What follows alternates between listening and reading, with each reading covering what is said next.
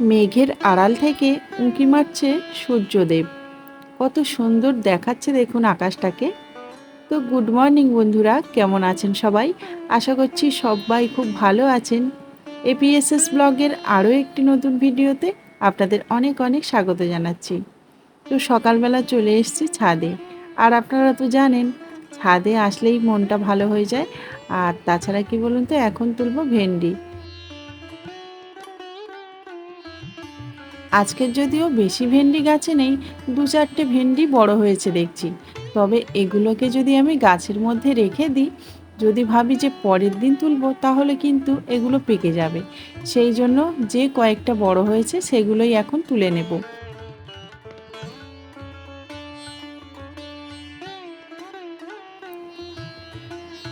তো পাকা হোক ছোট হোক, ছাদে যে আমি ভেন্ডি পাচ্ছি সেটাই কিন্তু অনেক, তাই না বন্ধুরা? তো চলুন, এই যে কয়েকটা ভেন্ডি মাত্র বড় হয়েছে, তো ওটা এখন তুলে সবজির ঝুড়ির মধ্যে রেখে দেব। আর তারপরের দিনে আবার কিছুটা বড় হয়ে যাবে ভেন্ডি, তখন আবার ওগুলোকে তুলে আর একসাথে রান্না করব। এইরকমভাবেই কিন্তু আমি রেখে রেখে তারপর রান্না করি, কারণ অল্প তো ভেন্ডি গাছ, তো সেই জন্য 2-3 দিন জমিয়ে জমিয়ে রেখেই রান্না করি। ঘুম থেকে উঠেই আমি চলে এসেছি ছাদে। আজকে যদিও অনেকটাই বেলাতে আমি ঘুম থেকে উঠেছি। তো আগের দিন রাত্রেবেলা আমি ঘর মুছেছি, ঘর ঝাড় দিয়েছি, মোটামুটি অনেকটা কাজ আমি গুছিয়ে রেখেছি। আর এখন গিয়ে আমি বাসনগুলো মেজে নেব আর স্নান করব। আর সকালবেলা তো মিস্ত্রিরা সব কাজে চলে এসছে। ওই যে দেখুন, ওখানে ভাড়া বাঁধা হচ্ছে, ওখানে প্লাস্টারের কাজ হবে। আজকে শরীরটা না ভীষণ খারাপ লাগছে। আজকের আর বাজারে যাব না। এই ছাদে যেটুকু সবজি আছে সেটুকুই তুলে নিয়ে গিয়ে রান্না করব। আর তাছাড়া সবজিপাতি না মোটামুটি অনেকটাই রয়ে গেছে। তো কাল এনেছিলাম উচ্ছে, তো সেটা দিয়েই ভাবলাম যে কাঁটা নোটে শাক চচ্চড়ি বানাবো। অনেক দিন না এই কাঁটা নোটেগুলো তোলা হয়নি। তুলবো তুলবো করে আর তোলাই হচ্ছে না দেখুন, একদম টবের মধ্যে কেমন জাপটে হয়ে গেছে। সকাল হলেই তো আপনাদের দাদা চলে যায় ডিউটিতে। তারপর দুই ছেলের কোনো দিন কলেজ স্কুল থাকে, আবার কোনো কোনো দিন থাকে না। তো আজকে শুনছি আবার দুই ছেলেই চলে যাবে কলেজে বা স্কুলে। তো ছোটোটা তো এখন স্কুলে পড়ে, ও যাবে স্কুলে, আর বড়টা যাবে কলেজে। তো খুব তাড়াতাড়ির মধ্যে রান্নাবান্নাটা সারতে হবে জানেন তো। আর সেই জন্য আজকের বাজারে যাব না, যা আছে সেটাই রান্নাবান্না করব।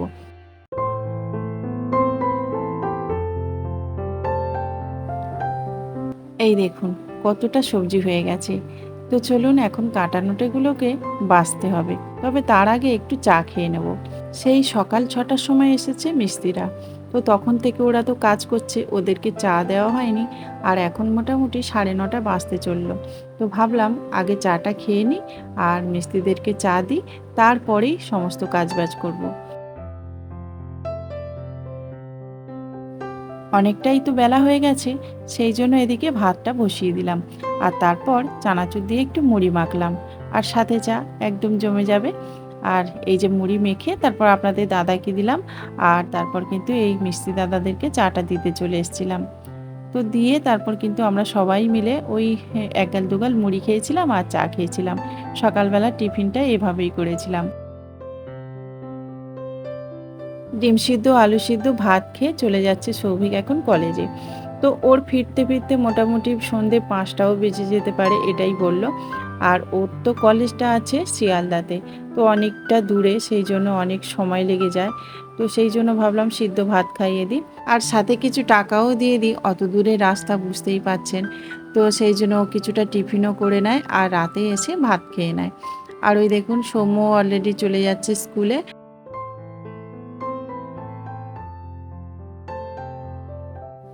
দুই ছেলে স্কুল কলেজে চলে গেলে না বাড়িটা ভীষণ ফাঁকা ফাঁকা হয়ে যায়। তখন ওই নানান কাজের মধ্যে লেগে থাকি। তো ওই যে বাসনগুলো মেজে নিলাম। অল্প কয়েকটা জামা কাপড় সকালবেলা সার্ফ জলে ভিজিয়ে দিয়েছিলাম, তো সেগুলোকে এখন কেচে নিয়েছি। আর জানেন তো প্রতিদিনই কিছু না কিছু কাচাকুচি থাকে, কখনো সকালে আর না হলে কখনো রাত্রে।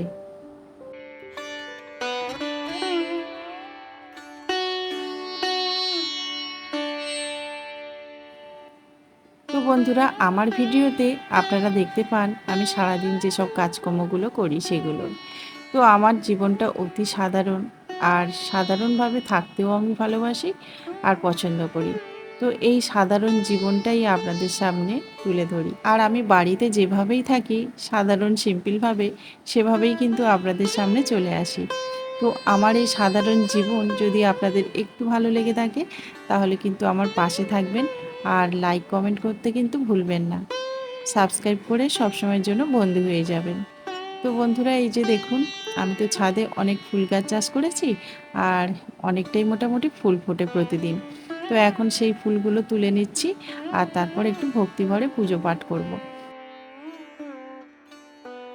ছাদ বাগানে বেশ অনেকটা ফুল ফুটেছে, তবে এই যে নিচে কয়েকটা জবা গাছ আছে, সাদা জবা আছে, গোলাপি জবা আছে। তো এই ফুলগুলো কেন বাদ যায়? তো এই ফুলগুলো এখন তুলে নিচ্ছি। আর জানেন তো, আজকে শ্রাবণ মাসের শেষ সোমবার। তো সবাই তো মহাদেবের পুজো করে থাকে। তো আমি তো প্রতিবারই শনিদেবের পুজো করেছি, সেই জন্য আর না সোমবারটা উপোস করা হয়নি। ভাবলাম আজকে সোমবার একটা বার অন্তত আমি করি। তো সেই জন্য দেখুন আজ আমি কিন্তু উপোস রয়েছি। আর এখন শিব ঠাকুরকে একটু স্নান করাচ্ছি। তো অনেকেই বলে সাদা শিবলিঙ্গ বাড়িতে রাখতে নেই, তবে কি বলুন তো, আমার বিয়ে হওয়ার পরপরই আপনাদের দাদা এই শিবলিঙ্গটা কিনে এনেছিল। তো তখন থেকেই কিন্তু আমি এই শিবলিঙ্গে পুজো করে আসছি। আর ইদানিং করে অনেকেই বলছে যে সাদা শিবলিঙ্গ বাড়িতে রাখতে নেই, সিংহাসনে পুজো করতে নেই। তো আপনারাই কমেন্ট করে বলুন তো, আমি তো এত বছর ধরে এই শিবলিঙ্গে পুজো করে আসছি, এখন কি ওই শিবলিঙ্গটাকে ভাসিয়ে দেওয়া উচিত? আজ 18-19 বছর ধরে আমি কিন্তু ওই শিবলিঙ্গটাকেই স্নান করাই পুজো করি। তো এত বছর পর শোনা মাত্রই কি ওই শিবলিঙ্গটাকে ভাসিয়ে দেওয়া উচিত? আপনারা কিন্তু অবশ্যই কমেন্ট করে বলবেন। আপনাদের কমেন্টের অপেক্ষায় কিন্তু আমি রইলাম। তো যাই হোক বন্ধুরা, শিবলিঙ্গটাকে সুন্দরভাবে স্নান করালাম আর গোপুসোনাকেও স্নান করিয়ে দিয়েছি। তবে কি বলুন তো, আজকে শ্রাবণ মাসের শেষ সোমবার, অথচ দেখুন শিবলিঙ্গে আমি একটাও বেলপাতা দিতে পারলাম না। আসলে আজকে তো বাজারে যাওয়া হয়নি, আর তাছাড়া আমাদের আশেপাশে না কোনো বেল গাছ নেই, সেই জন্য বেলপাতাটা জোগাড় করা হলো না। মনটা না ভীষণ খুঁতখুত করছে, মনে হচ্ছে একটা বেলপাতা যদি পেতাম বেশ ভালো হতো। তো ছাদ বাগানে তো আমি তুলসী গাছ চাষ করে রেখেছি, কিন্তু বেল গাছটা আর করা হয়নি।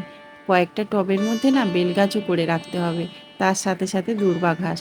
তো সব কিছু করা থাকলে বেশ হাতের ধারে থাকবে, তাহলে আর এরকম সমস্যাটি হবে না, বাজারে একদিন না গেলেও চলে যাবে।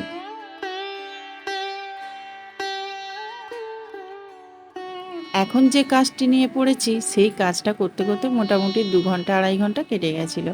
তো ওই যে সবজিগুলো কেটে গুছিয়ে রেখেছি আর তারপরে কাঁটা নোটেগুলো বাছতে বাছতে অনেকটাই সময় চলে গেল। একটা একটা করে কাঁটাগুলো সব বাছতে হয়েছে জানেন। তো আজকের কী কী রান্না করছি বলি। আজকের এই যে বেগুন, উচ্ছে, তারপর আলু দিয়ে কাঁটা নোটের চচ্চড়ি করছি, আর সাথে সাথে কাঁকরোল ভাজছি আর বানাচ্ছি ডিমের ঝোল। তো চলুন ঝটপট করে রান্না বান্নাটা সেরে ফেলি। আর কাঁটা নোটের চচ্চড়িতে একটু সর্ষে বাটা দিলে ভালো লাগে, তবে আজকে না সর্ষেটা একটু বাড়ন্ত হয়ে গেছে, তো আনাই হয়নি। বুঝতেই পারছেন একা হাতের সংসার, এটা আনি তো এটা ভুলে যাই, এরকমটাই হয় আমার। তো সেই জন্য আজকে জিরের গুঁড়ো দিয়ে দিলাম কাঁটা নোটের চচ্চড়িতে।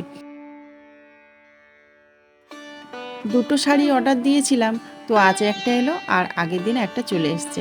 তো দুটো শাড়ি আজকের আপনাদের সাথে শেয়ার করব, চলুন বাড়িতে গিয়ে তারপর দেখাচ্ছি।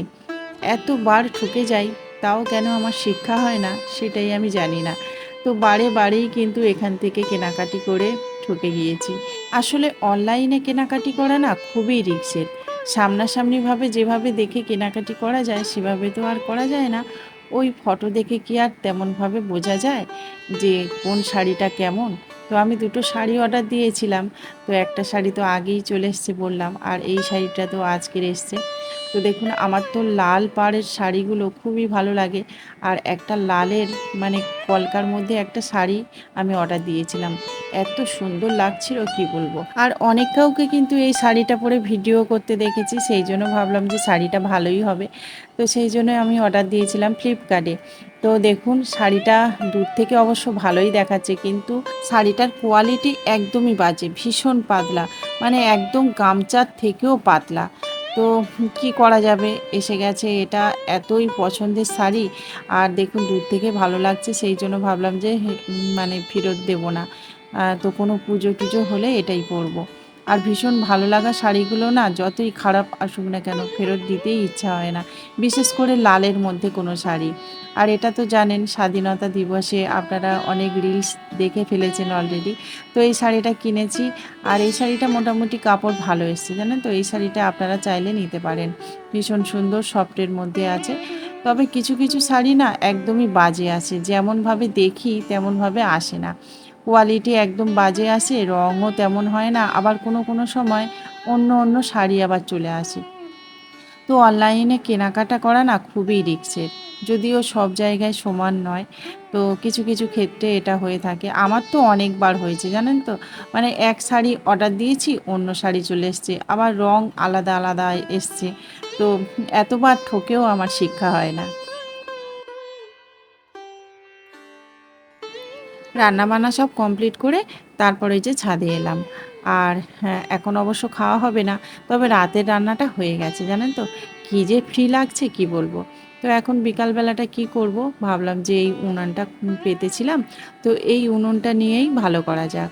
তো এখানে দেখুন অনেক কিন্তু ওই বালি সিমেন্ট অনেক মানে লেগেছিল, সেগুলোকে তুলে নিচ্ছি। আর তারপর সুন্দর করে জল দিয়ে ধুয়ে নেব। তারপর আবারও এখানে সুন্দরভাবে বালি সিমেন্ট দেব, তাহলে কিন্তু বেশ শক্তপোক্ত হবে, তাই না? এটা বানাচ্ছি সিমেন্টের জোড়া উনুন, যেখানে সেখানে নিয়ে গিয়ে রান্না করা যাবে। আর তাছাড়া আমার তো একটাও জোড়া উনুন নেই, সেই জন্য ভাবলাম এভাবে একটা বানিয়েই ফেলি। জানি না কেমন হবে, এর আগে অবশ্য জোড়া উনুন সিমেন্ট দিয়ে বানাইনি। আর জানেন তো এই উনুনটা বানিয়েছি সম্পূর্ণ এই যে সিমেন্ট মাটি যেগুলো নষ্ট হয়ে যায় সেগুলো দিয়েই। মিস্ত্রি দাদারা সব কাজ করতো, আর অনেকটা করেই সিমেন্ট বালি মাখা বেশি হতো, তো সেগুলোকে নষ্ট করে দিত জানেন তো। তো আমি সেগুলোকে রেখে রেখে দু একদিন ধরে জমিয়ে জমিয়ে তারপর সেই সিমেন্ট বালিগুলো একটু জমাট বেঁধে গেলে তারপর সেগুলোকে গুঁড়ো করে নিয়ে আর এরকমভাবে উনুন পেতেছি। তো সেই রকমভাবে আজকে দেখুন অনেকটা সিমেন্ট বালি ওদিক দিয়ে ঝাড় দিয়ে আনলাম। আর তারপরে এখানেও কিছু সিমেন্ট ধোয়া ছিল, সেগুলো তুলে নিলাম। আর এগুলোকে এখন গুলে নেব। তো এইভাবেই জানেন তো উনুনটা পেতেছি, একদম নষ্ট করা যে বালি সিমেন্টগুলো হয় সেগুলো দিয়ে। কোনো জিনিস নষ্ট হোক সেটা আমি চাই না, সে যে কোনো জিনিস হোক, নষ্ট হলে আমার ভীষণই কষ্ট লাগে। তো সেই জন্যই আর কি ভাবলাম এতটা সিমেন্ট বালি নষ্ট হবে, এভাবেই কাজে লাগিয়ে দিই। তিল তিল করে আমার এই সংসারটাকে গড়ে তুলেছি, আর কোনো কিছু নষ্ট হলে তো গায়েই লাগবে, তাই না বন্ধুরা? তো চলুন বন্ধুরা, এই যে উনুনটা তৈরি করতে করতে অনেকটাই সময় চলে গেছিলো। আর তারপরে আবার আপনাদের দাদাও দেখুন হাত লাগিয়েছিল উনুনের কাজে। তো চলুন এখানেই কিন্তু ভিডিওটা শেষ করেছি। অবশ্যই ভালো লাগলে লাইক কমেন্ট শেয়ার করবেন, সাবস্ক্রাইব করে পাশে থাকবেন। নমস্কার।